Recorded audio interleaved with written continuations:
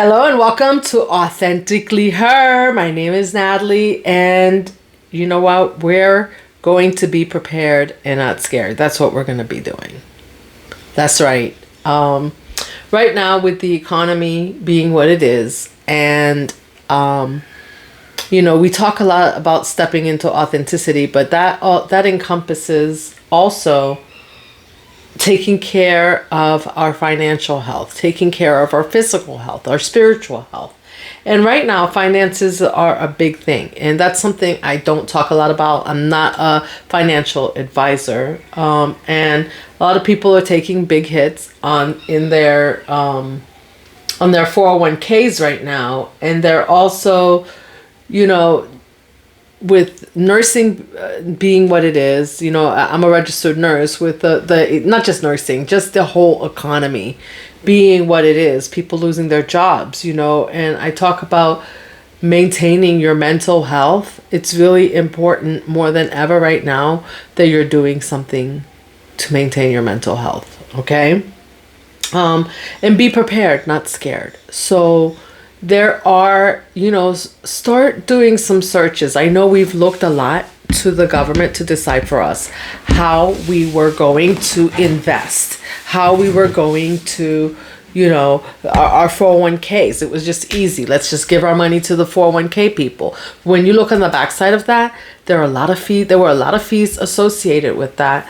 And the more and more I look into it, the more and more I find out that these companies are taking your money and they're reinvesting it, and they're making a lot of money, and you're just getting a portion of that. So when you learn how to invest for yourself, you can sometimes do better, right? But that takes educating yourself. And there are a lot of YouTube videos out there. These companies and these banks would like you to think that it's impossible to do this. You're on your own. But if you would like a few of the educators that I follow on YouTube on the topic, as far as stocks, I'm not into day trading just because I don't have a lot of time. It takes time. You have to monitor. And I don't do leverage. I don't do leverage on anything because I don't have money to lose. I don't want to lose my money leveraging, being under leverage or over leverage. I don't want to do that. I don't even understand what all that means. Like I said, I'm not a financial advisor. But what I do know is that since 2020, right? Personally, I'm just going to share my personal story with you. I started investing in crypto. And I didn't know what I was doing, right? I had a girlfriend. She said this is what she was doing. So I looked into it. I did my research. And I decided to invest. And, it's not been bad. Is it enough at this point for me to retire on? Not yet, but it's only been a few years, right? It takes time to build that type of money. But let me tell you what I found out is that, at the time, I don't know right now, things are changing because of the way the economy is going. And we don't know where that's going to end up. And we're not going to blame, I'm not here to blame anyone, because I think we all need to take responsibility for our own financial health. If you're waiting for the government to do something and make it better, and that's what you're waiting for, then good luck. That's all I can say, because I think we've been waiting for a long time with all different types of administrations that have been in place, and that didn't work out, right? They gave out stimulus checks. They've done different things. I think I'm hearing there's another stimulus check that may come from all the cost savings that this administration is thinking that they're going to have. But at the end of the day, if you take that stimulus check, right, and you don't know what to do and you just spend it, who are you stimulating? You're not stimulating yourself. You are stimulating somebody else's economy, right? You're stimulating somebody else's pocket. So the idea is to learn how to do this yourself. I can remember, and the reason why I'm coming here right now, and I'm going to make you laugh. Some of you, remember in 2020, there was the big toilet paper scare, right? Like, I was like, what did people do before toilet paper? Oh, they use rocks. I mean, yeah, we don't want to do that, right? So, but anyway, just being silly.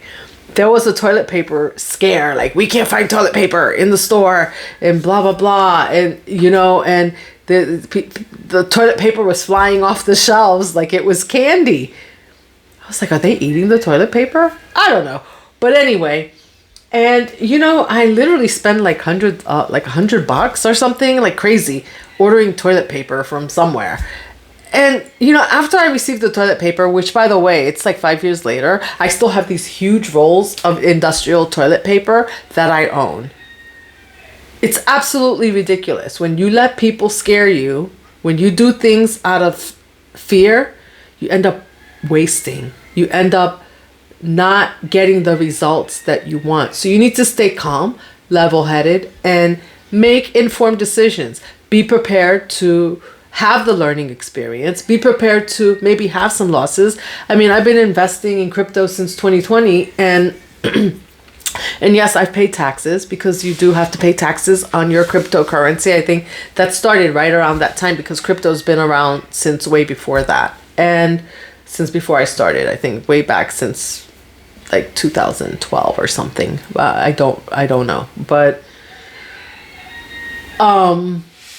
you have to be prepared to maybe take a little bit of a loss, right? And so you have to be wary also of where you're investing, because even in stocks, you can invest your money in stocks, which different stocks have been around for a while, but if you invest in junk bonds, you're going to make junk returns. If you invest in junk stocks, you're going to lose your money. It doesn't matter whether it's crypto, whether it's stocks or bonds or whatever it is. So I think, a lot lately, I'm hearing a lot about silver, buying silver. A lot of people have stocked up on gold just because, I've heard a lot of people talking about whether or not we're going to go back to the gold standard against the dollar. I don't know. I'm not an economist. And I'm not a financial advisor. But what I'm going to tell you is that based on my experience with buying $100 toilet paper, that being scared and making a decision on fear means that you end up with junk bonds that are sitting in your cupboard. Because right now I have these industrial rolls of toilet paper, which maybe one day I will use, I don't know, and they're just sitting in my cupboard doing nothing for 4 years, right? And I paid super prime money for that toilet paper at the time, because they were price gouging. These companies were price gouging on Amazon, right? Because they thrive. People thrive on your fear. It doesn't matter if it's for toilet paper. It doesn't matter right now if it's for food. Because here's the thing. When I started thinking about it, after the whole toilet paper incident, guess what? They started saying, you're not going to be able to find like meat in the store. And then I thought, well, people are vegetarians, right? And although I like to eat meat, but can I live on vegetables? Do I like vegetables? Which ones do I like? Oh, I can live on vegetables. So then I was just like, yeah, you're not going to starve. You're not really going to starve, but they would like you to think, if you can't buy eggs, if you can't eat meat, that you're going to starve. Will you maybe have some trouble getting all your nutrients in? But guess what? We eat a lot of processed foods anyway here in the United States. So we're not even getting the nutrients that we should be getting. So if you started eating more fruits and vegetables right now, you would be way ahead of the game than most people. And yes, fruits and veggies can be a little bit more expensive, but so is the meat right now, right? So if they take the meat away, they want to take the beef, the eggs, the chicken away. Why? Don't be scared. Be prepared. Be prepared. Have an always, like, if I've learned anything from my mom and my grandmother, it's have an alternate game plan. Have another game plan. Like, do not let somebody else's behavior dictate what you are going to do or how scared you're going to be, because that's where mind control comes in. That's how they start to control you, because people are freaking out, making decisions on whether or not eggs are $12. If eggs are $12, guess what? I'm not buying. Or if I can, maybe I'll buy some chickens and they'll lay their own eggs if I can afford to feed them, right? But if not, guess what? I don't eat eggs for a while. Do I like eggs? I do like eggs. Eggs, I'm in my 50s. I've told you guys, I'm trying to get more protein in, but there's other ways to get protein in. You know, they don't tell you how do you think vegetarians and vegans get their protein? There's other ways, right? Start doing that research. All this information is available online. So do not be scared. Do not let people put you into fear, because, and another reason why I'm coming here and bringing this up is because when you're in fear, right? You're in a fight or flight response, right? When you live in fear, and when you're operating from a space of fear, this affects your immune system. This affects your mental health, right? And which further compromises your decision-making abilities. So guess what? Just be as prepared as possible. Now I know, like, for everyone, that's going to be it's going to be different. Do we need to cut back spending? You know, the economy is going there anyway, right? So if we need to cut back on some of the things that we're buying, like the extra things, then guess what? Then that's what we're gonna do. You know, I'll eat quinoa. And I know even quinoa is expensive. If I can't eat quinoa, I'll have rice. If I can't, whatever it is. You know, people in other countries survive on rice and beans. There's some protein in rice, and there's plenty of protein in beans. And, you know, actually beans have multiple nutrients in their health that are good for your health. Right? And so this is the thing. I'm so over, like, being put in fear of what's going to happen, because the bottom line is, at the end of the day, we didn't have any control when they shut down everything in 2020, did we? Right? When they told us we couldn't leave our house, you couldn't do this, you couldn't do that. They shut down all flights, couldn't fly out of the country. You know, a lot of things happened. And a lot of us were not happy about that. I know I wasn't, you know, but I tend to be a little bit more, you know, in the middle when it comes to my political views. So, and I'm not here to talk politics, but what I'm saying is that, yeah, I didn't appreciate being told that I needed to be locked into my house. There's some things that are happening now that I also don't appreciate, but I think we can prepare for them. And the thing is that if this economy right now will teach us anything, it's to stay prepared, right? To stop giving up our rights to other people to make big financial decisions for us about how our life is going to be run. Because, you know, I'm looking at these government jobs right now, and I have family members that work for the government. And, you know, I don't think anyone ever considered that government jobs wouldn't be secure. Government jobs, when I was growing up, that was the thing. If you were in, like, you could get a government job and be there for a lifetime and expect to retire and have, like, good retirement benefits, good benefits, period. And, you know, I guess they're finding it's not sustainable, or they've decided, based on the analysis that they've made, that, you know what, that they don't want to keep all these jobs. No one could have anticipated that, right? Who had a backup plan, you know? You know, I keep hearing a lot of influencers saying, like, you know what, open up your own business, you know, but I'm like, who's gonna buy what, you know? And I'm not saying don't open up your own business, because I think it's a really good idea, but at the same time, it's just opening up a business may not be an option for everyone, right? But for some of you, it might, because there are people who have made the most amount of money during downturns in the economy. So don't let the news fool you and tell you that there's not opportunity right now, because there is. and the opportunity is going to depend on you and how open you are. If we're spending all our time like boycotting one side or the other side, and not even being able and really having no control over some of the things that are being done, right? And we're being told like, you can't speak against this side, you can't, I mean, where are you? So all this fear that's being put out there, that we should be scared. I don't want to be scared. And so I'm choosing not to be scared.